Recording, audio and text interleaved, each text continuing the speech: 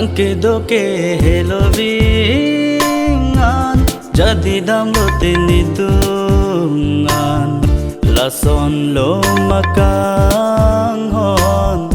ekayalon dokok lo bon kanghon umirang ro nangke doke helovin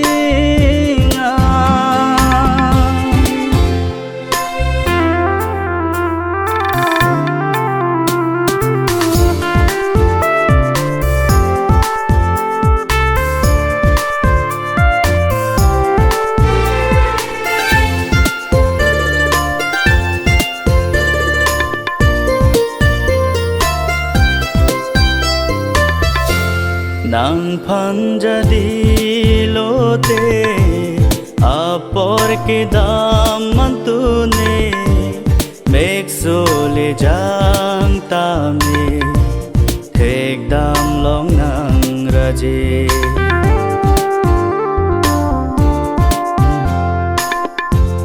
nang panjadi lote apor ke damantune meksole jang tame thek dam long nang raje son sinang tane phan jadi bom tu denang rupa do jinang phan tanpa lam so alam manglin manglotana Manglikartang manglin manglotana he manglikartang nangke doke helovingan jadi damlote nidungan lason lo makanghon ekayalon dokok lo bon kanghon umir angron nangke doke helovingan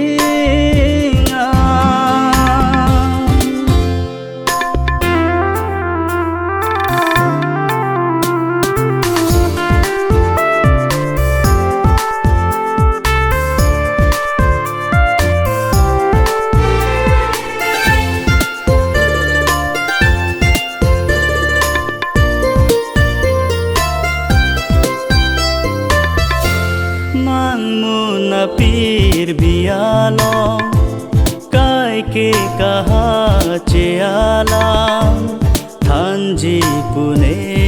nang phan loti nang chola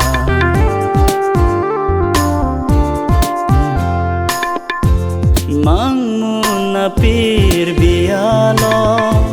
kai ke kaha chealang thanji pune nang phan